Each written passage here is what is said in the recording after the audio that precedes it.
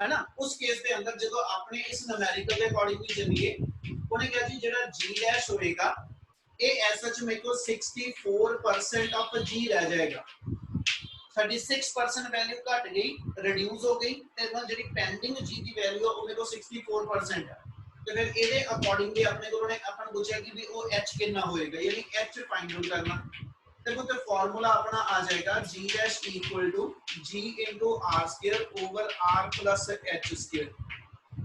तो इस फार्मूले के accordingly g dash by g दी वैल्यू इथों बना लांगे। g डैश बाय g अपने को बन जाना 64/100।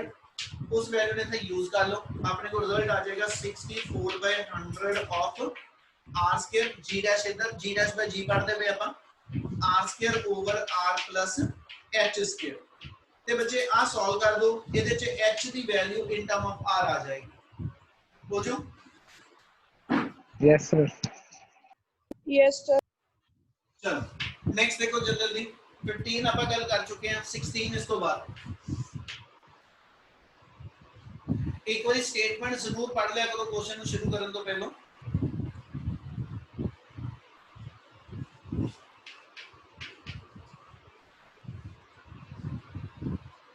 हाँ जी स्टेटमेंट जो ने अपन डिफाइन है कितना है, an object weight 10 newton at north pole of the earth, यानी पोल ते जी दी वैल्यू ਤੁਹਾਡੇ ਕੋਲ 10 न्यूटन गिवन है in a geostationary satellite at a distance 7 r from centre of earth. Geostationary satellite ਅਸੀਂ define ਕੀਤਾ ਸੀਗਾ अर्थ ਦੀ surface ਤੋਂ 36000 kilometre ਦੀ height ਤੇ ਆ, ਠੀਕ ਹੈ। ਤੇ ਜੇ ਆਪਾਂ अर्थ ਦਾ ਰੇਡੀਅਸ ਜਿਹੜਾ ਵਾ ਉਹ 6000 ਕਿਲੋਮੀਟਰ ਸਪੋਜ਼ ਕਰੀਏ ਤੇ 6 ਦਾ 36 यानी 6 r ਉਹਦਾ ਹਾਈਟ अर्थ ਦੀ ਸਰਫੇਸ ਤੋਂ ਗਿਣੀ ਜਾਂਦੀ ਹੈ। मतलब जे अपने क्वेश्चन के अकॉर्डिंगली कहिए देखो तो मैं अपन आ डिफाइन कर देता, अर्थ ਦਾ रेडियस r हो गया, अर्थ ਦੇ ਸੈਂਟਰ ਤੋਂ ਜਿੱਥੇ ਸੈਟੇਲਾਈਟ ਤੁਹਾਡਾ ਮੂਵ ਕਰਦਾ ਪਿਆ, ठीक है, जिथे सैटेलाइट मूव करता है ਇਹਦਾ अर्थ ਦੇ ਸੈਂਟਰ ਤੋਂ डिस्टेंस 7r ਆ ਤੇ ਇਹਨੂੰ ਅਸੀਂ ਸਮਾਲ r ਡਿਫਾइन ਕਰਦੇ ਹਾਂ। ਤੇ ਬੇਸਿਕਲੀ ਜੇ ਲੋਡ ਹੋਵੇ ਇਸ ਕੁਐਸਚਨ 'ਚ ਲੋਡ ਨਹੀਂ ਹੋਏਗੀ, ਇਹਨੂੰ ਅਸੀਂ r h ਲਿਖਦੇ ਹਾਂ, ਇਹਨੂੰ ਅਸੀਂ r h ਲਿਖਦੇ ਹਾਂ, यानी h ਦੀ ਵੈਲਿਊ ਆਪਣੀ 6r ਬਣ ਜਾਣੀ।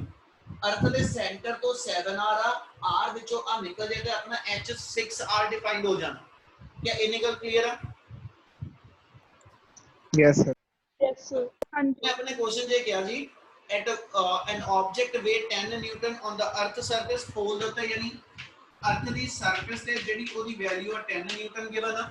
उन्हें पूछा जी in a geostationary satellite distance 7r from centre of earth what is its true weight and what is its apparent weight. की फर्क होएगा इन दोनों वर्ड दे अंदर ट्रू वेट ते एपरेंट वेट च? जो कहते समझ होवे जल्दी जल्दी।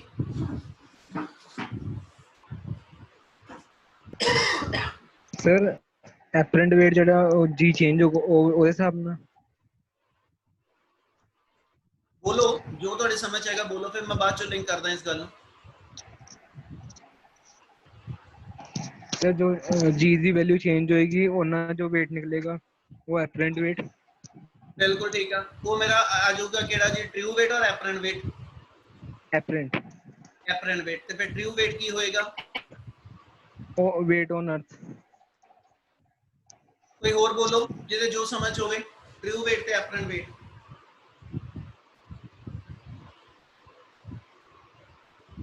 सर जो जी ਦੀ ਵੈਲਿਊ 9.8 ਮੀਟਰ ਪਰ ਸੈਕਿੰਡ ਹੋਊਗੀ ਫਿਰ ਉਹ ਟਰੂ weight ਮੰਨਿਆ ਜਾਊਗਾ, ਤੇ ਜਦੋਂ ਜੀ ਦੀ ਵੈਲਿਊ ਫਿਰ ਇਹ ਗਲਤ ਆ। 9.8 ਜੀ ਦੀ ਵੈਲਿਊ ਕਿੱਥੇ ਆ? अर्थ ਦੀ ਸਰਫੇਸ ਤੇ ਆ। ਉਹਨੇ ਕਿਹਾ ਸੈਟੇਲਾਈਟ अर्थ ਦੀ ਸਰਫੇਸ ਤੋਂ 6r ਹਾਈਟ ਤੇ ਆ, ਤੇ ਉਨੀ ਹਾਈਟ ਤੇ ਜਾ ਕੇ ਜੀ ਦੀ ਵੈਲਿਊ ਜੀ ਡੈਸ਼ ਦੀ ਵੈਲਿਊ ਜੀ ਦੇ ਬਰਾਬਰ ਤਾਂ ਰਹਿਣੀ ਨਹੀਂ, 9.8 ਤੋਂ ਘੱਟ ਹੋਏਗੀ ਉੱਤੇ। चलो मैं दसदा ਉਹਨੂੰ ਸਮਝਿਓ ਬੇਟਾ ਗੱਲ ਨੂੰ, ਇਹ ਬੇਸਿਕਲੀ ਇੱਕ ਕਨਸੈਪਟ ਹਜੇ ਆਪਾਂ ਪੜਨਾ ਵਾ, ਠੀਕ ਹੈ। ਔਰ ਉਹਦੇ ਚੋਂ ਇੱਕ ਵਰਡ ਲੈ ਰਿਹਾ, ਕੋਈ ਵੀ ਬਾਡੀ ਜਦੋਂ ਫ੍ਰੀ ਫਾਲ ਸਟੇਟ 'ਚ ਹੁੰਦੀ ਆ, ਕੋਈ ਵੀ ਬਾਡੀ ਜਦੋਂ ਫ੍ਰੀ ਫਾਲ ਸਟੇਟ 'ਚ ਹੁੰਦੀ ਆ, ਤੇ ਜੇ ਅਸੀਂ ਉਹਦਾ ਐਪਰੈਂਟ weight ਕੈਲਕੂਲੇਟ ਕਰੀਏ, ਜੇ ਉਸ ਵੇਲੇ ਫ੍ਰੀ ਫਾਲ ਸਟੇਟ ਦੇ ਅੰਦਰ ਬਾਡੀ ਦਾ ਮੈਂ weight ਕੈਲਕੂਲੇਟ ਕਰਾਂ, ਤੇ ਉਸ ਮੂਮੈਂਟ ਤੇ ਅਸੀਂ ਕਹਿੰਦੇ ਜੀ ਉਹ ਹਮੇਸ਼ਾ ਜ਼ੀਰੋ weight ਸ਼ੋ ਕਰਦੀ ਹੈ। बेटे गल समझिए ध्यान ना, ठीक है। जिथे जाके नु लिंक करन लगे आप लॉ ऑफ मोशन वाले 3rd यूनिट के अंदर एक topic पढ़ांगे apparent weight of a man in a lift or in an elevator। ਕਿਸੇ ਪਰਸਨ ਦਾ ਅਸੀਂ ਜਦੋਂ ਐਪਰੈਂਟ weight ਕੱਢਣਾ, ਪਹਿਲਾਂ ਤੇ ਐਪਰੈਂਟ weight ਸਮਝੋ ਕਿਹਨੂੰ ਕਹਿੰਦੇ ਪਏ। ਜੇ ਮੈਂ ਕਿਸੇ ਐਸਚ ਮੰਨ ਲਓ ਵੇਇੰਗ ਮਸ਼ੀਨ ਦੇ ਉੱਤੇ ਜਦੋਂ ਖੜਾ ਹੋ ਰਿਹਾ, ਠੀਕ ਹੈ, ਜਿੰਨਾ ਮੈਂ ਸਪਰਿੰਗ ਨੂੰ ਕੰਪਰੈਸ ਕਰਦਾ ਪਿਆ है ना, ਇਹਦਾ ਮਤਲਬ ਮੈਂ ਆਪਣੇ weight ਦੇ ਅਕੋਰਡਿੰਗਲੀ ਉਹਦੇ ਤੇ ਫੋਰਸ ਲਗਾ ਰਿਹਾ। ਜਿਹੜੀ ਫੋਰਸ ਮੈਂ ਲਗਾਈ, ਠੀਕ ਹੈ, ਸਪਰਿੰਗ ਦੇ ਉੱਤੇ, ਉਹਨੇ ਉਹ ਰਿਐਕਸ਼ਨਲ ਫੋਰਸ ਵਾਪਸ ਦਿੱਤੀ, ਤੇ ਜਿੰਨੀ ਉਹਨੇ ਐਕਸ਼ਨ ਦੇ ਅਗੇਂਸਟ ਰਿਐਕਸ਼ਨਲ ਫੋਰਸ ਮੈਨੂੰ ਵਾਪਸ ਦੇਣੀ ਆ, ਉਹ ਰਿਐਕਸ਼ਨਲ ਫੋਰਸ ਮਸ਼ੀਨ ਮੈਨੂੰ ਰੀਡਿੰਗ ਬਣ ਕੇ ਸ਼ੋ ਹੁੰਦੀ ਪਈ। ਤੇ ਮਸ਼ੀਨ ਦੀ ਰੀਡਿੰਗ ਜਿਹੜੀ ਤੁਹਾਨੂੰ ਸ਼ੋ ਹੁੰਦੀ ਪਈ, ਉਹਨੂੰ ਅਸੀਂ ਨਾਮ ਦਿੰਦੇ that is called as your apparent weight। Apparent weight actual weight ਦੇ ਇਕੁਅਲ ਵੀ ਹੋ ਸਕਦਾ, ਐਪਰੈਂਟ weight ਐਕਚੁਅਲ weight ਤੋਂ ਡਿਫਰੈਂਟ ਵੀ ਹੋ ਸਕਦਾ। डिपेंड करेगा कि तेरी बॉडी है क्या वो एक्सेलरेटिंग अपवर्ड गई है कि एक्सेलरेटिंग स्टेट से डाउनवर्ड आई। एक सिर्फ समझी चलिए जो ਦੱਸਦਾ ਪਿਆ, ਥੋੜਾ ਜਿਹਾ ਆਪਾਂ ਕਨਸੈਪਟ ਜਿਹੜਾ ਨੂਮੈਰੀਕਲ ਇਹ ਤੋਂ ਹਟਾਉਂਗੇ, ਬਾਅਦ ਚੋਂ ਵਾਪਸ ਆਵਾਂਗੇ। ਆਪਣੇ ਮਾਈਕ ਬੰਦ ਰੱਖਿਓ ਬੇਟਾ। ਜਦੋਂ ਕੋਈ ਬੋਡੀ ਅਸੀਂ ਡਿਫਾਈਨ ਕਰਦੇ, ਠੀਕ ਹੈ, ਇੱਕ ਟੌਪਿਕ ਨਾਲ ਲਿੰਕ ਕਰਕੇ ਤੁਹਾਨੂੰ ਇਸ ਕੁਐਸਚਨ ਨੂੰ ਸਮਝਾਣਾ। ਜੇ ਆ ਮੰਨ ਲਓ ਮੇਰੇ ਕੋਲ ਐਸਾ ਤੁਸੀਂ ਕੇਸ ਲੈ ਕੇ ਚੱਲੀਏ ਕਿ ਵੀ ਆ ਮੇਰੇ ਕੋਲ ਇੱਕ ਕੋਈ ਲਿਫਟ ਕੰਪਾਰਟਮੈਂਟ ਹੈਗਾ ਔਰ ਆ ਸਟ੍ਰਿੰਗ ਦੇ ਨਾਲ ਇਹਨੂੰ ਬਾਈਂਡ ਕੀਤਾ ਹੋਇਆ, ਇਹਦੇ ਅੰਦਰ ਅਸੀਂ ਡਿਫਾਈਨ ਕਰਦੇ ਹਾਂ ਇੱਕ ਵੇਇੰਗ ਮਸ਼ੀਨ ਆ। ਇਸ ਵੇਇੰਗ ਮਸ਼ੀਨ ਦੇ ਉੱਤੇ ਜੇ ਮੇਰੇ ਕੋਲ ਪਰਸਨ ਸਟੈਂਡਿੰਗ ਕੰਡੀਸ਼ਨ 'ਚ ਹੈਗਾ, ਜਿੰਨਾ ਪਰਸਨ ਦਾ weight ਹੋਏਗਾ that acting in downward direction, ਜਿੰਨਾ ਪਰਸਨ ਦਾ weight ਹੋਏਗਾ that acting in downward direction, ਇਹ ਮਸ਼ੀਨ ਦੇ ਉੱਤੇ ਐਕਸ਼ਨ ਬਣਦਾ ਪਿਆ ਤੇ ਮਸ਼ੀਨ ਮੈਨੂੰ ਇਹਦੀ ਨਾਰਮਲ ਰਿਐਕਸ਼ਨ ਦੇਗੀ। ਇਹਦੀ ਜਿਹੜੀ ਨਾਰਮਲ ਰਿਐਕਸ਼ਨ ਆਈ, ਠੀਕ ਹੈ ਜੀ, that is the reading shown by the ਕਹਿੰਦਾ ਜੀ ਵੇਇੰਗ ਮਸ਼ੀਨ। ਪਹਿਲਾਂ ਇੰਨੀ ਗੱਲ ਸਮਝ ਲੱਗੀ? Yes sir। ਵੇਇੰਗ ਮਸ਼ੀਨ ਤੇ ਖੜੇ ਹੋਏ ਆਪਾਂ, ਉਹਦੇ ਐਸਐਚ ਜਦੋਂ ਖੜੇ ਹੋਏ ਤਾਂ ਬੇਸਿਕਲੀ ਸਾਡੇ weight ਦੇ ਅਕੋਰਡਿੰਗਲੀ ਉਹਦੇ ਤੇ ਮਸ਼ੀਨ ਦੇ ਐਸਐਚ ਪਲੇਟਫਾਰਮ ਤੇ ਐਕਸ਼ਨ ਹੋਇਆ ਤੇ ਉਹਨੇ ਸਾਨੂੰ ਐਸਐਚ ਵਾਪਸ ਕੀ ਮੋੜੀ ਰਿਐਕਸ਼ਨ। ਤੇ ਜੇ ਇਸ ਮੂਵਮੈਂਟ ਤੇ ਆਪਾਂ ਇਹ ਚ ਕੇਸ ਬਣਾਵਾਂਗੇ, ਇਹ ਚ ਡਿਫਰੈਂਟ ਕੇਸ ਬਣਨੇ ਆ। ਇੱਕ ਕੇਸ ਉਹਦੇ ਚੋਂ ਇਹ ਹੋਏਗਾ ਕਿ ਜੇ ਲਿਫਟ ਡਾਊਨਵਰਡ ਜਾਂ ਅਪਵਰਡ ਮੂਵ ਕਰਦੀ ਪਈ, ਲਿਫਟ ਡਾਊਨਵਰਡ ਜਾਂ ਅਪਵਰਡ ਮੂਵ ਕਰਦੀ ਪਈ ਵਿਦ ਜ਼ੀਰੋ ਐਕਸਲਰੇਸ਼ਨ, ਲਿਫਟ 'ਚ ਐਕਸਲਰੇਸ਼ਨ ਨਹੀਂ ਹੈਗੀ, ਲਿਫਟ ਮੇਰੇ ਕੋਲ ਯੂਨੀਫਾਰਮ ਵੈਲੋਸਿਟੀ ਨਾਲ ਮੂਵ ਕਰਦੀ ਆ। ਜੇ ਪੁੱਤ ਲਿਫਟ ਯੂਨੀਫਾਰਮ ਵੈਲੋਸਿਟੀ ਨਾਲ ਮੂਵ ਕਰੇਗੀ ਵਿਦਆਊਟ ਐਨੀ ਐਕਸਲਰੇਸ਼ਨ, ਯਾਨੀ ਐਕਸਲਰੇਸ਼ਨ ਦੀ ਵੈਲਿਊ ਜ਼ੀਰੋ ਆ, ਠੀਕ ਹੈ, ਜਾਂ ਮੈਂ ਇਹ ਕਹਾਂ ਕਿ ਲਿਫਟ ਮੇਰੀ ਰੈਸਟ ਦੀ ਸਟੇਟ 'ਚ ਆ, ਇਸ ਮੂਵਮੈਂਟ ਤੇ ਜਦੋਂ ਲਿਫਟ ਰੈਸਟ ਦੀ ਸਟੇਟ 'ਚ ਹੋਏਗੀ ਜਾਂ ਅਪਵਰਡ ਜਾਂ ਡਾਊਨਵਰਡ ਯੂਨੀਫਾਰਮ ਵੈਲੋਸਿਟੀ ਨਾਲ ਮੂਵ ਕਰੇ, ਤੇ ਇਸ ਵੇਲੇ ਸਿਰਫ ਟੋਟਲ ਦੋ ਫੋਰਸਿਸ ਇਨਵੋਲਵਡ ਆ, ਇੱਕ ਬੋਡੀ ਦਾ weight ਔਰ ਇੱਕ ਨਾਰਮਲ ਰਿਐਕਸ਼ਨ, ਔਰ ਇਹ ਇੱਕ ਦੂਜੇ ਦੇ ਆਪੋਜ਼ਿਟ ਆ। ਆਪੋਜ਼ਿਟ ਵਾਲੀ ਫੋਰਸਿਸ ਨੂੰ ਅਸੀਂ ਮਾਈਨਸ ਕਰੀਦਾ, ਇਹਦਾ ਮਤਲਬ ਇਹ ਹੋਏਗਾ r ਮਾਈਨਸ mg, ਠੀਕ ਹੈ, r ਮਾਈਨਸ mg, ਫੋਰਸ ਵਿੱਚੋਂ ਫੋਰਸ ਮਾਈਨਸ ਕਰਾ ਤੇ ਨੈਟ ਫੋਰਸ ਹੀ ਬਚਦੀ ਹੈ, ਫੋਰਸ ਵਿੱਚੋਂ ਫੋਰਸ ਮਾਈਨਸ ਕਰਾ ਨੈਟ ਫੋਰਸ ਬਚਦੀ। ਪਰ ਜੇ ਇਸ ਵੇਲੇ ਲਿਫਟ ਰੈਸਟ ਵਿੱਚ ਆ ਜਾਂ ਉੱਚ ਕੋਈ ਐਕਸਲਰੇਸ਼ਨ ਨਹੀਂ ਹੈਗੀ, ਤੇ ਨਿਊਟਨ ਦੇ ਸੈਕਿੰਡ ਲਾਅ ਦੇ accordingly which is given by F equal to ma, ਤੇ ਜੇ ਮੇਰੇ ਕੋਲ a 0 ਆ, ਜੇ ਮੇਰੇ ਕੋਲ a 0 ਆ ਤੇ ਮਤਲਬ ਇਸ ਵੇਲੇ ਕੋਈ ਨੈਟ ਫੋਰਸ ਨਹੀਂ ਹੈਗੀ, ਤੇ ਜੇ ਨੈਟ ਫੋਰਸ 0 ਆ ਤੇ r ਤੇ mg ਦਾ ਡਿਫਰੈਂਸ ਮੇਰਾ 0 ਹੋਏਗਾ, r ਤੇ mg ਦਾ ਡਿਫਰੈਂਸ ਮੇਰਾ 0 ਹੋਏਗਾ, ਔਰ ਇਸ ਕੇਸ 'ਚ r ਤੇ mg ਆਪਸ 'ਚ ਇਕੁਅਲ ਹੋਏਗਾ, ਠੀਕ ਹੈ। mg ਮੇਰੀ ਬੋਡੀ ਦਾ ਐਕਚੁਅਲ weight ਆ, mg ਮੇਰੀ ਬੋਡੀ ਦਾ ਐਕਚੁਅਲ weight ਆ, ਔਰ r ਮੇਰੀ ਬੋਡੀ ਦਾ ਐਪਰੈਂਟ weight ਆ, ਜਿਹੜਾ ਮਸ਼ੀਨ ਮੈਨੂੰ ਸ਼ੋ ਕਰਦੀ ਪਈ ਹੈ। ਆਪਾਂ ਸਿਰਫ ਇੱਕ ਵਰਡ ਐਕਸਪਲੇਨ ਕਰਨ ਦੀ ਕੋਸ਼ਿਸ਼ ਕਰ ਰਹੇ, ਪਹਿਲਾਂ ਉਸ ਵਰਡ ਨੂੰ ਸਮਝ ਲਿਓ, ਫਿਰ ਆਪਾਂ ਆਪਣੇ ਨੂਮੈਰੀਕਲ ਤੇ ਮੁੜਾਂਗੇ। r ਜਿਹੜੀ ਉਹ ਮਸ਼ੀਨ ਦੀ ਰੀਡਿੰਗ ਆ, ਜਿਹੜੀ ਮੈਨੂੰ ਮਸ਼ੀਨ ਨੇ ਸ਼ੋ ਕੀਤੀ ਆ, ਠੀਕ ਹੈ, ਜਿਹਨੂੰ ਪੜ੍ਹ ਕੇ ਮੈਂ ਇਹ ਵੇਖਦਾ ਪਿਆ ਮੇਰਾ weight ਕਿੰਨਾ, ਤੇ ਇਹਨੂੰ ਅਸੀਂ ਨਾਮ ਦਿੰਦੇ ਪਏ ਇਹ ਮੇਰੀ ਬੋਡੀ ਦਾ ਐਪਰੈਂਟ weight ਹੋਏਗਾ। ਤੇ ਇਸ ਮੂਵਮੈਂਟ ਤੇ ਐਪਰੈਂਟ weight ਤੇ ਐਕਚੁਅਲ weight ਆਪਸ ਵਿੱਚ ਇਕੁਅਲ ਆ, ਠੀਕ ਹੈ। ਜਦੋਂ ਲਿਫਟ ਰੈਸਟ ਦੀ ਸਟੇਟ 'ਚ ਜਾਂ ਲਿਫਟ ਡਾਊਨਵਰਡ ਜਾਂ ਅਪਵਰਡ ਜ਼ੀਰੋ ਐਕਸਲਰੇਸ਼ਨ ਨਾਲ ਮੂਵ ਕਰਦੀ ਪਈ, ਕਿਆ ਆ ਚੀਜ਼ ਸਮਝ ਆਈ? Yes sir. ਕਿਆ ਸਾਰਿਆਂ ਨੂੰ ਇੰਨੀ ਗੱਲ ਸਮਝ ਲੱਗੀ ਬੇਟੇ? Yes sir। ਚਲੋ ਹੁਣ ਇਹਦੇ ਵਿੱਚ ਆਪਾਂ ਕਿਉਂ ਕੇਸ ਕੀ ਬਣਾਉਣ ਲੱਗੇ? ਜੇ ਲਿਫਟ ਡਾਊਨਵਰਡ ਮੂਵ ਕਰਦੀ ਹੋਵੇ ਤੇ ਜੇ ਲਿਫਟ ਅਪਵਰਡ ਮੂਵ ਕਰੇ ਬਟ ਵਿਦ ਸਮ ਐਕਸਲਰੇਸ਼ਨ, ਠੀਕ ਹੈ, ਇਹ ਥੋੜਾ ਪੂਰੇ ਦਾ ਪੂਰਾ ਇੱਕ ਟੌਪਿਕ ਬਣਨਾ ਲਾਅ ਆਫ ਮੋਸ਼ਨ ਦੇ ਅੰਦਰ। ਜੇ ਲਿਫਟ ਮੇਰੀ ਅਪਵਰਡ ਐਕਸਲਰੇਟ ਕਰਦੀ ਪਈ ਯਾਨੀ a the value naan zero ਆ, ਠੀਕ ਹੈ, a the value naan zero ਆ, ਮਤਲਬ a ਮੀਨ ਬੋਡੀ 'ਚ ਐਕਸਲਰੇਸ਼ਨ ਹੈਗੀ ਆ। ਤੇ ਜੇ ਪੁੱਤ ਬੋਡੀ 'ਚ ਐਕਸਲਰੇਸ਼ਨ ਹੈਗੀ ਆ ਔਰ ਬੋਡੀ 'ਚ ਐਕਸਲਰੇਸ਼ਨ ਅਪਵਰਡ ਆ, ਜਿੱਧਰ ਨੂੰ ਬੋਡੀ 'ਚ ਐਕਸਲਰੇਸ਼ਨ ਹੋਵੇ ਇਹਦਾ ਮਤਲਬ ਉਸ ਪਾਸੇ ਨੂੰ ਬੋਡੀ ਤੇ ਨੈਟ ਫੋਰਸ ਲੱਗਦੀ ਪਈ। ਮੇਰੀ ਬੋਡੀ ਤੇ 10 ਨਿਊਟਨ ਫਾਰਵਰਡ 'ਚ ਫੋਰਸ ਲੱਗੇ, ਠੀਕ ਹੈ ਜੀ, ਔਰ ਬੈਕਵਰਡ 2 ਨਿਊਟਨ ਫੋਰਸ ਲੱਗੇ, ਤੇ ਇਹਦਾ ਮਤਲਬ ਮੇਰੀ ਬੋਡੀ ਤੇ ਨੈਟ 8 ਨਿਊਟਨ ਦੀ ਫੋਰਸ ਮੈਨੂੰ ਫਾਰਵਰਡ ਐਕਸਲਰੇਟ ਕਰੂ। Yes Yes. Yes, sir. ਆ ਦੇ ਵਿੱਚ ਜੇ ਆ ਮੇਰੇ ਕੋਲ ਬੋਡੀ ਪਈ ਇਹਦੇ ਤੇ ਮੈਂ ਪਿੱਛੇ ਨੂੰ 2 ਨਿਊਟਨ ਲਗਾ ਰਿਹਾ, ਅੱਗੇ ਨੂੰ 10 ਨਿਊਟਨ ਲਗਾ ਰਿਹਾ, ਅਲਟੀਮੇਟ ਇਸ ਬੋਡੀ ਤੇ ਨੈਟ 8 ਨਿਊਟਨ ਨਾਲ ਬੋਡੀ ਫਾਰਵਰਡ ਐਕਸਲਰੇਟ ਕਰੇਗੀ। Yes, sir. ਇਹਦਾ Yes, sir. Yes, sir. Body accelerate ਕਰਦੀ ਆ, ਨੈਟ ਫੋਰਸ ਉਧਰ ਨੂੰ ਹੋਏਗੀ। Yes, sir. ਇਹੀ ਲਾਈਨ ਨੂੰ ਲੈ ਕੇ ਜੇ ਆਪਾਂ ਇਹ ਚੱਲੀਏ ਕਿ ਵੀ ਬੋਡੀ ਅਪਵਰਡ ਐਕਸਲਰੇਟ ਕਰ ਰਹੀ ਆ, ਤੇ ਇਹਦਾ ਮਤਲਬ ਅਪਵਰਡ ਡਾਇਰੈਕਸ਼ਨ 'ਚ ਨੈਟ ਫੋਰਸ ਲੱਗੂਗੀ। ਨੈਟ ਕਿਹਦੀ ਆ? r ਤੇ mg ਦਾ ਡਿਫਰੈਂਸ। ਇਹਦਾ ਮਤਲਬ r mg ਜਿਹੜਾ ਮੇਰਾ ਪਹਿਲੇ ਕੇਸ 'ਚ ਸੀ ਕਿੰਨੇ ਬਰਾਬਰ ਸੀ, ਹੁਣ ਇਸ ਮੂਵਮੈਂਟ ਤੇ r mg ਦਾ ਡਿਫਰੈਂਸ f ਦੇ ਬਰਾਬਰ ਹੋਊ। ਆ ਗੱਲ ਕਲੀਅਰ ਆ? Yes, Yes. sir. और इस f ਦੇ ਕਰਕੇ ਆਪਾਂ ਜੇ ਲਿਖ ਦਈਏ f ma ਹੁੰਦਾ, ਯਾਨੀ r mg ਇਹ ਮੇਰੇ ਕੋਲ ma ਦੇ ਇਕੁਅਲ ਆ ਗਿਆ, देयरफॉर r mg ma। ਗੱਲ ਸਮਝਿਓ ਧਿਆਨ ਨਾਲ। ਇਹਦਾ ਮਤਲਬ ਜੇ ਲਿਫਟ ਅਪਵਰਡ ਐਕਸਲਰੇਟ ਕਰਕੇ ਜਾਂਦੀ ਹੋਈ ਤੇ ਉਸ ਕੇਸ ਦੇ ਅੰਦਰ ਜਿਹੜੀ ਮਸ਼ੀਨ ਦੀ ਰੀਡਿੰਗ ਹੋਏਗੀ ਇਹ ਤੁਹਾਡੇ ਐਕਚੁਅਲ weight ਨਾਲੋਂ ma ਜ਼ਿਆਦਾ ਦਿਖਾਏਗਾ। यानी जेडी मशीन मेरा जो एक्चुअल वेट आ ओदे नालों मशीन जेडी इस वे रीडिंग मेनू शो करदी होएगी वो मेरे एक्चुअल वेट तो ज्यादा रीडिंग दिखाएगा। ਇਹਦਾ ਮਤਲਬ ਇਹ ਫਿਰ ਐਕਚੁਅਲ weight ਤਾਂ ਨਹੀਂ ਨਾ ਰਿਹਾ, ਐਕਚੁਅਲ weight mg ਸੀ, ਇਹ ਉਹ ਚੀਜ਼ ਆ ਜਿਹੜੀ ਮਸ਼ੀਨ ਨੇ ਮੈਨੂੰ ਰੀਡਿੰਗ ਦਿਖਾਈ ਆ। ਯਾਨੀ ਇਸ ਕੇਸ ਦੇ ਅੰਦਰ ਜਿਹੜੀ ਅਪਵਰਡ ਐਕਸਲਰੇਸ਼ਨ ਵਾਲੀ ਫੋਰਸ ਹੈਗੀ ਆ ਉਹ ਮੇਰੇ weight ਦੇ ਵਿੱਚ ਐਡ ਹੋਗੀ। Yes. यानी इस केस के अंदर फिर r जेड़ा होएगा ये mg तो ज्यादा आएगा बेटा। Yes, sir. Yes, sir. कि apparent weight is more than the actual weight। क्या आ गल समझ आ गई? Yes. ਹੁਣ ਇਹਦੇ ਥਰਡ ਕੇਸ ਬਣਾਉਣ ਲੱਗਿਆ, ਇਹਦੇ ਆਪਾਂ ਥਰਡ ਕੇਸ ਬਣਾਉਂਦੇ ਆ। ਥਰਡ ਕੇਸ ਇਹ ਬਣਾਉਣ ਲੱਗੇ ਜੇ ਲਿਫਟ ਮੇਰੀ ਅਪਵਰਡ ਨਹੀਂ, ਲਿਫਟ ਮੇਰੀ ਡਾਊਨਵਰਡ ਐਕਸਲਰੇਟ ਕਰਦੀ ਹੋਵੇ, ਹੁਣ ਕਿਹੜੀ ਫੋਰਸ ਕ੍ਰੀਏਟਰ ਗਿਣਾਂਗੇ? ਜੇ ਹੁਣ ਨੈਟ ਫੋਰਸ ਥੱਲੇ ਨੂੰ ਆ ਤੇ ਮੇਰੇ ਕੋਲ ਪੁੱਤ ਕਿਹੜੀ ਫੋਰਸ ਨੂੰ ਕੀਚੋ ਮਾਈਨਸ ਕਰਾਵਾਂ ਨੈਟ ਫੋਰਸ ਵਾਸਤੇ?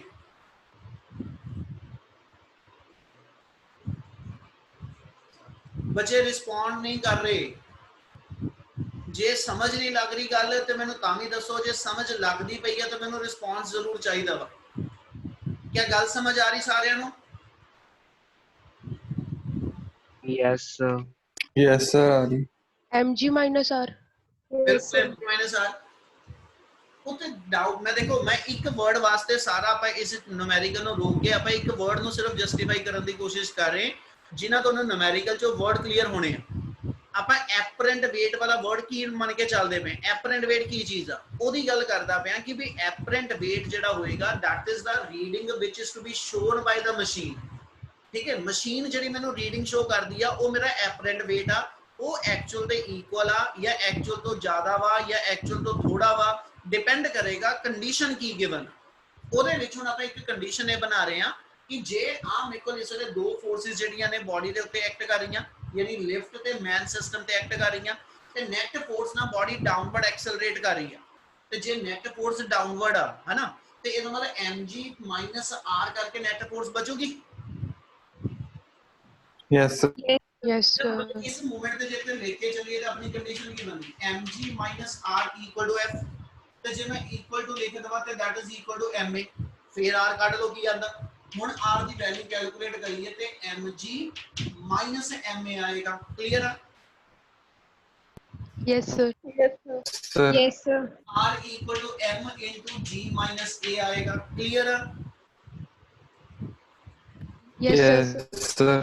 ਇਸ ਕੇਸ ਦੇ ਅੰਦਰ ਜਿਹੜੀ ਮਸ਼ੀਨ ਦੀ ਰੀਡਿੰਗ ਹੋਏਗੀ ਜਿਹਨੂੰ ਅਸੀਂ ਐਪਰੈਂਟ weight ਕਹਿੰਦੇ ਪਏ ਉਹ ਐਕਚੁਅਲ weight ਦੇ ਨਾਲੋਂ ma ਘੱਟ ਆਊ। Yes, sir. Yes, sir. ਚਲਿਓ ਇਹ ਚੀ ਆਪਣੇ ਉਸ ਕੁਐਸਚਨ ਦਾ ਆਨਸਰ ਆਣਾ ਬੇਟਾ। ਹੁਣ ਜੇ ਮੈਂ ਇਹਦੇ ਅੰਦਰ ਇਹ ਲੈ ਲਵਾਂ ਕਿ ਲਿਫਟ ਜਿਹੜੀ ਸੀਗੀ ਇਹਦੀ ਸਟ੍ਰਿੰਗ ਬ੍ਰੇਕ ਕਰ ਜਾਵੇ, ਠੀਕ ਹੈ, ਆ ਸਟ੍ਰਿੰਗ ਜਿਹੜੀ ਮੇਰੀ ਟੁੱਟ ਗਈ, ਹੁਣ ਬੋਡੀ ਕੀ ਕਰਦੀ ਪਈ ਆ? Free fall. Free fall, sir. Free fall body ਦੇ ਅੰਦਰ ਐਕਸਲਰੇਸ਼ਨ ਕਿੰਨੀ ਹੁੰਦੀ ਆ? 9.8 meter. 9.8 acceleration due to gravity ਦੇ ਬਰਾਬਰ ਹੋ। yes Yes. sir Yes. Yes, ਇਹ sir. Body the acceleration a ਸੀਗੀ ਔਰ a ਦੀ ਵੈਲਿਊ g ਤੋਂ ਘੱਟ ਮੰਨੀ ਹੋਈ ਸੀ। ਜੇ ਲਿਫਟ ਫ੍ਰੀ ਫਾਲ ਕਰ ਗਈ ਤੇ ਫ੍ਰੀ ਫਾਲ ਬੋਡੀ ਦੇ ਅੰਦਰ ਆ a ਦੀ ਵੈਲਿਊ g ਦੇ ਬਰਾਬਰ ਬਣ ਜਾਓ। Yes, sir. Yes, sir. ਆ ਗਈ ਇੱਥੇ ਮੈਂ a ਦੀ ਥਾਂ ਤੇ g ਭਰਾਂ ਤੇ ਇਹਦਾ ਮਤਲਬ r ਦੀ ਵੈਲਿਊ m g g ਜਿਹੜੀ r 0 ਆ ਗਿਆ 0। क्या मेरा एक्चुअल में 0 हो गया? No. नहीं No, sir. ਮਸ਼ੀਨ ਜਿਹੜੀ No, reading sir. show ਕਰਦੀ ਹੋਏਗੀ, ਜਿਹੜੀ ਮਸ਼ੀਨ ਮੈਨੂੰ ਰੀਡਿੰਗ ਸ਼ੋ ਕਰਦੀ ਪਈ, ਜਿਹੜਾ weight ਮੈਨੂੰ ਅਪੀਅਰ ਹੁੰਦਾ ਪਿਆ ਉਹ 0 ਹੋਇਆ। ਇਹਦਾ ਮਤਲਬ ਜਿਹੜੀ body Yes, sir. Free fall state ਚ ਹੋਏਗੀ, ਮੈਂ ਹੁਣ ਗੱਲ ਨੂੰ ਕਨਕਲੂਡ ਕਰਨ ਲੱਗਿਆ ਬੇਟਾ, ਆਪਾਂ ਨੂੰ ਜਿਹੜਾ ਵਰਡ ਚਾਹੀਦਾ ਉਹ ਮਿਲ ਗਿਆ। ਆਰ ਮੇਰੇ ਕੋਲ ਮੇਰਾ ਬੋਡੀ ਦਾ ਐਪਰੈਂਟ weight ਆ, ਔਰ ਜਦੋਂ ਕੋਈ ਬੋਡੀ ਫ੍ਰੀ ਫਾਲ ਸਟੇਟ ਚ ਆਉਂਦੀ ਆ ਤੇ ਫ੍ਰੀ ਫਾਲ ਬੋਡੀ ਦਾ ਐਪਰੈਂਟ weight 0 ਹੋਏਗਾ। Yes, sir. Yes, sir. ਤੇ ਬੱਚੇ satellite are always to be in the free fall state. Satellite ਜਦੋਂ ਵੀ ਲਵਾਂਗੇ ਉਹ ਹਮੇਸ਼ਾ ਫ੍ਰੀ ਫਾਲ ਸਟੇਟ ਚ ਆ, ਠੀਕ ਹੈ ਜੀ। ਸ਼ਿਵਮ ਜੀ ਤੁਸੀਂ ਪਾਇਆ ਸੀ ਡਾਊਟ, ਇੱਕ ਉਹਦੀ ਗੱਲ ਨਾਲ ਜੋੜ ਰਿਹਾ। ਜਦੋਂ ਕਿਸੇ ਰਾਕਟ ਨੂੰ ਅਸੀਂ ਲਾਂਚ ਕਰਦੇ ਆ, ਠੀਕ ਹੈ, ਤੇ ਅਸੀਂ ਕਹਿੰਦੇ ਜੀ ਉਹਨੂੰ ਅਸੀਂ ਜਿਹੜੇ ਟਾਵਰ ਤੋਂ ਲਾਂਚ ਕਰਦੇ ਉਹਦੀ ਅਸੀਂ ਕੰਡੀਸ਼ਨ ਇਹ ਦਿੰਨੇ ਕਿ ਵੀ ਹਮੇਸ਼ਾ ਅਸੀਂ ਇਹਨੂੰ ਹੌਰੀਜ਼ੌਂਟਲ ਡਾਇਰੈਕਸ਼ਨ ਇਸ ਵੇ ਨਾਲ ਪ੍ਰੋਵਾਈਡ ਕਰਦੇ ਆ ਕਿ ਇਟ ਸਟਾਰਟ ਰਿਵੋਲਵਿੰਗ ਅਰਾਊਂਡ ਦਾ ਅਰਥ। ਪਰ ਹਰ ਮੂਵਮੈਂਟ ਤੇ ਜਿਹੜੀ ਬੋਡੀ ਅਰਥ ਦੇ ਅਰਾਊਂਡ ਰਿਵੋਲਵ ਕਰਦੀ ਪਈ ਆ ਉਹਦੀ ਟੈਂਡੈਂਸੀ ਆ ਕਿ ਵੀ ਉਹ ਅਰਥ ਤੇ ਫਾਲ ਕਰੇ। ਪਰ ਡਿਊ ਟੂ ਕਰਵੇਚਰ ਆਫ ਅਰਥ, ਠੀਕ ਹੈ, ਡਿਊ ਟੂ ਕਰਵੇਚਰ ਆਫ ਅਰਥ ਜਿਹੜੀ ਬੋਡੀ ਮੈਂ ਤੋਂ ਛੱਡੀ ਆ ਹਨਾ, ਇਹਦੀ ਟੈਂਡੈਂਸੀ ਅਰਥ ਤੇ ਡਿੱਗਣਾ, ਪਰ ਇਹ ਅਰਥ ਦੀ ਕਰਵੇਚਰ ਕਰਕੇ ਅਰਥ ਦੇ ਅਰਾਊਂਡ ਮੂਵ ਕਰੀ ਜਾਂਦੀ। ਇਹਦਾ ਮਤਲਬ ਇਹ ਹੋ ਗਿਆ ਕਿ ਹਰ ਵੇਲੇ ਜਿਹੜੇ ਸੈਟੇਲਾਈਟਸ ਨੇ they are in the free fall state, ਤੇ ਫਿਰ ਜਿਹੜੀ ਬੋਡੀ ਫ੍ਰੀ ਫਾਲ ਸਟੇਟ ਹੁੰਦੀ ਆ ਉਹਦਾ ਐਪਰੈਂਟ weight ਕਿੰਨਾ ਹੁੰਦਾ ਜੀ? 0. 0. ਯਾਨੀ ਜਿਹੜੇ ਮੈਨੂੰ ਨੇ ਕੁਐਸਚਨ ਚ ਉਸ ਨੂਮੈਰੀਕਲ ਚ ਦੋ ਚੀਜ਼ਾਂ ਪੁੱਛੀਆਂ, ਬੋਡੀ ਦਾ ਟਰੂ weight ਤੇ ਬੋਡੀ ਦਾ ਐਪਰੈਂਟ weight, ਬੇਟਾ ਉਹਦੇ ਵਿੱਚੋਂ ਇੱਕ ਪਾਰਟ ਦਾ ਆਨਸਰ ਐਪਰੈਂਟ weight ਵਾਲੇ ਦਾ ਆ ਗਿਆ ਕਿ as the satellite is in the free fall state, ठीक है, so its apparent weight always count to be 0। क्या समझ लगी? Yes, sir. हाँ जी, इन्नी गल क्लियर है सारे नु? Yes, sir. चल ਇਹਦਾ ਮਤਲਬ ਜੇ ਮੈਂ ਐਸ ਸੱਚ ਸੈਕਿੰਡ ਪਾਰਟ ਦਾ ਆਨਸਰ ਲਿਖਣਾ ਹੋਵੇ ਐਪਰੈਂਟ weight, ਤੇ ਐਪਰੈਂਟ weight ਦਾ ਆਨਸਰ ਤਾਂ ਪਹਿਲਾਂ ਡਿਫਾਈਨ ਕਰ ਦਿਓ ਕਿ apparent weight of satellite apparent weight of body equal to 0। ਇਹ ਆਪਣਾ ਸੈਕਿੰਡ ਪਾਰਟ ਆ। ਤੇ ਪੁੱਤ ਟਰੂ weight ਮੇਰੇ ਕੋਲ ਕਿਹਨੂੰ ਕਹਿ ਰਹੇ ਆ? ਅਸੀਂ ਕਹਿੰਦੇ ਜੀ ਬੋਡੀ ਦਾ weight ਜੇ ਲੈ ਕੇ ਚੱਲੀਏ, ਠੀਕ ਹੈ, ਫਸਟ ਪਾਰਟ ਵਾਸਤੇ we know that weight of the body Ki formula ਹੁੰਦਾ ਜੀ? weight ਦਾ ਕੀ formula? M into G. mg m into g m into g। ਤੇ ਪੁੱਤ g ਅਸੀਂ ਯੂਜ਼ ਕਰਦੇ ਆ ਔਨ ਅਰਥ ਸਰਫੇਸ, ਤੇ ਜੇ ਮੈਂ ਹਾਈਟ ਤੇ ਜਾ ਕੇ g ਲਿਖਣਾ ਸੀ ਉਹਨੂੰ g ਡੈਸ਼ ਕਹਿੰਦੇ। ਇਹਦਾ ਮਤਲਬ ਆ weight of the body ਅਰਥ ਦੀ ਸਰਫੇਸ ਤੇ mg ਆ, ਔਰ ਇਹਦੀ ਵੈਲਿਊ ਮੈਨੂੰ ਅਰਥ ਦੀ ਸਰਫੇਸ ਤੇ 10 ਨਿਊਟਨ ਗਿਵਨ ਆ। ਆ ਗੱਲ ਕਲੀਅਰ ਆ? Yes, sir. Yes, sir. Yes. ਹੁਣ ਐਸ ਸੱਚ ਜਦੋਂ ਅਸੀਂ weight ਕਹਿੰਦਾ ਜੀ ਉਸ ਹਾਈਟ ਤੇ ਕੱਢਣਾ, weight of object at height, weight of object at height h equal to 6r। ਤੁਹਾਡੀ ਬੋਡੀ ਅਰਥ ਦੀ ਸਰਫੇਸ ਤੋਂ 6r ਹਾਈਟ ਤੇ ਆ, 7r ਸੈਂਟਰ ਤੋਂ ਡਿਸਟੈਂਸ ਆ, ਠੀਕ ਹੈ ਜੀ। h ਮੇਰਾ ਸਰਫੇਸ ਤੋਂ ਗਿਣਿਆ ਜਾਂਦਾ, ਸਰਫੇਸ ਤੋਂ ਉਹਦੀ ਹਾਈਟ 6r ਹੋ ਗਈ। ਤੇ ਫਿਰ ਬੇਟਾ ਇਸ ਮੂਵਮੈਂਟ ਤੇ ਹਾਈਟ ਵਾਲਾ ਫਾਰਮੂਲਾ ਲੱਗੂ? Yes, sir. Yes, sir. Yes. ਆਪਣੇ ਕੋਲ ਦੋ ਫਾਰਮੂਲੇ ਆ, ਕਿਹੜਾ ਯੂਜ਼ ਕਰੀਏ? ਪਹਿਲਾ ਕਿ ਦੂਜਾ? पहले वाला। ਪਹਿਲਾ। ਪਹਿਲੇ ਵਾਲਾ। ਦੂਜਾ ਤਾਂ ਹੈ ਹੀ ਉਦੋਂ ਜਦੋਂ h Yes, sir. Lesser than r, ਤੇ ਆਪਣਾ ਤੇ h ਇਸ ਲਈ r ਤੋਂ ਵੀ 6 ਟਾਈਮ ਜ਼ਿਆਦਾ ਵਾ, ਇਸ ਲਈ ਆ ਮੇਰਾ ਰਿਲੇਸ਼ਨ ਆ ਜਾਏਗਾ। ਇਹਦੇ ਅਕੋਰਡਿੰਗਲੀ ਫਿਰ ਕੀ ਡਿਫਾਈਨ ਕਰੀਏ? therefore w dash equal to mg dash, w dash equal to mg dash, और g dash ਦੀ ਥਾਂ ਤੇ ਆ ਪੂਰਾ ਫਾਰਮੂਲਾ ਪੁੱਟ ਕਰ ਦਿਓ। अपनी बन जाएगी condition mg into r square over r plus h square। Clear है? बीच में mg into Sir? r। हाँ जी ਸਰ ਜੀ ਡੈਸ਼ ਦੀ ਕੋਈ ਵੈਲਿਊ ਨਹੀਂ ਹੁੰਦੀ ਜਿਵੇਂ ਜੀ ਦੀ ਹੁੰਦੀ 9.8 लड़े g डैश की पुत वैल्यू अपना ਉਹੀ ਤਾਂ ਕਹਿੰਦੇ ਪਏ ਆਪਾਂ ਹਾਈਟ ਤੇ ਆ ਡੈਪਥ ਤੇ ਆ ਹਾਈਟ ਸਮਾਲ ਤੇ ਆ ਲਾਰਜ ਤੇ ਆ ਹਰ ਥਾਂ ਤੇ g ਡਿਫਰੈਂਟ ਆ ਬੇਟਾ। g 9.8 ਔਨ ਅਰਥ ਸਰਫੇਸ ਆ। अर्थ की सरफेस तो हाइट लेनी शुरू करिए, अर्थ की सरफेस तो डेप्थ ते जाने ते जी की वैल्यू वेरी करदी कितनी होएगी वो डिपेंड करेगा मेरे को एच कितना वा मेरे को डी कितना वा ਉਹਦੇ ਅਕੋਰਡਿੰਗਲੀ ਆਏਗੀ बेटा। एक फिक्स वैल्यू तो आएगी नहीं। ਹਾਂਜੀ ਸਰ ਠੀਕ ਹੈ क्लियर है? चलो ਹਾਂਜੀ ਸਰ इन्हें कंडीशन बना दो फिर अपना w डैश कितना आ गया mg r square over r plus h। देखो तो mg की वैल्यू मेरी ਇੱਥੇ ਬਣੀ ਹੋਈ ਹੈ 10 वो सब्स्टिट्यूट कर दो 10 r square over r plus h और h मेरा 6r आएगा 7r नहीं। इस चीज का बस ध्यान रख लियो नीचे पूरा पूरा स्मॉल r लिखा होया वा ठीक है। r प्लस h ਅਸੀਂ स्मॉल r ਨੂੰ कह रहे हैं इसलिए स्मॉल r ਦੀ वैल्यू सीधी भर दो या तो 7r ਤੇ ਜੇ r प्लस h करके भरनी तो h मेरा 6r आ h सरफेस ऑफ अर्थ तो उस पॉइंट तक दी हाइट आएगी। सो इथे मेरी वैल्यू आ जाएगी 6r ਦਾ whole square 10r square over 49r square आ कैंसल आउट कर लो ते मैं उस हाइट पे जाके तुम्हारी बॉडी का वेट 10/49 न्यूटन रह जाएगा। क्या क्लियर है? yes sir yes Yes, sir body का ट्रू वेट आ जाना एपरेंट वेट बॉडी का 0 होएगा। सैटेलाइट के अंदर बॉडी फ्री फॉल स्टेट्स हुंदी है ठीक है तो ओदा वेट 0 होएगा ते जेकर एक्चुअल वेट ओदा कड्डिए उस हाइट ते जाके ऑब्जेक्ट दा तो 10/49 न्यूटन आएगा। Clear? Yes sir yes sir apparent और ट्रू वेट वाला कंसेप्ट क्लियर है सारे नु? Yes sir yes, sir. sir, जल्दी जल्दी जी नेक्स्ट न्यूमेरिकल।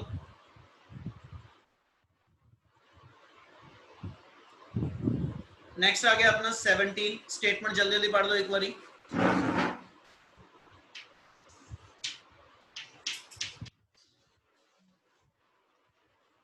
हाँ जी 17 है given at what depth from the surface of अर्थ। पहली गल तो ये आ गई कि हुन डेप्थ वाला न्यूमेरिकल बनने लग गया। At what depth from the earth surface the value of acceleration due to gravity is reduced by 40%। की मतलब होया जी जी डैश कितना वा 60% जी 60% 40% जी की वैल्यू घट गई हुई आ ते 40% रिड्यूस हो गई इहदा मतलब 60% मेरे को जी बचिया होया वा। यानी कि तो क्वेश्चन के अकॉर्डिंगली अपने को ये आ जाएगा जी डैश इक्वल टू 60% ऑफ जी। क्या क्लियर है लाइन सारे नु? यही लाइन पुठी लिख देती ना Yes, sir. बस आ एक लाइन में ध्यान रखने वाली है। क्लियर है जी? sir, यस ਯੈਸ चलो Yes, sir. न्यूमेरिकल खत्म अपना। Therefore g dash by g की वैल्यू अपने को 0.6 आ गई ठीक है। और डेप्थ उन्हें पूछा कितने ते जाके चीज आनी है ते डेप्थ ਲਈ फार्मूला अपने को g डैश ਦਾ ਕੀ ਸੀਗਾ बोलो कोई जाना। d by r into 100% g dash equal to g into 1 minus dr 1 minus d by r। गलत नहीं लगा लेना 1 minus d by r बेटा।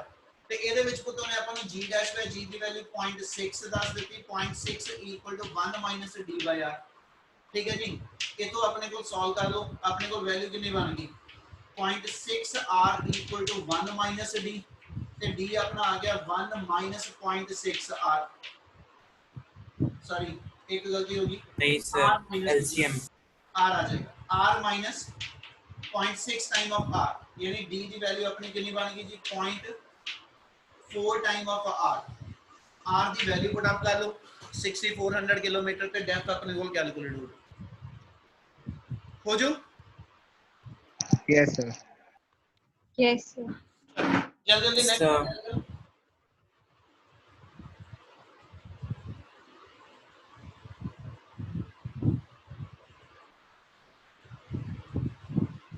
हाँ जी नेक्स्ट पढ़ो जल्दी।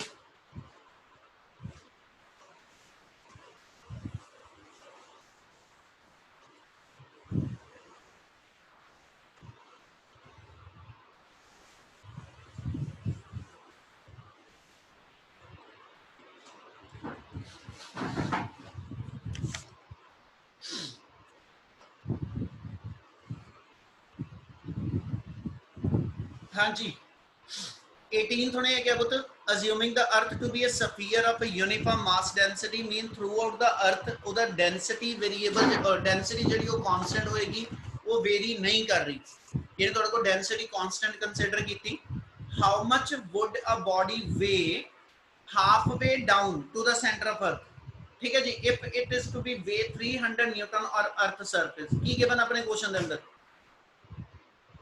बिल्कुल सौखा सर जैसा weight W. On surface of earth जी weight on surface of earth नहीं समझ लगी दोबारा बोलो weight on surface of earth weight on surface of earth given आ अपन एज सच वेट दोबारा कढना वा कितना थले जाके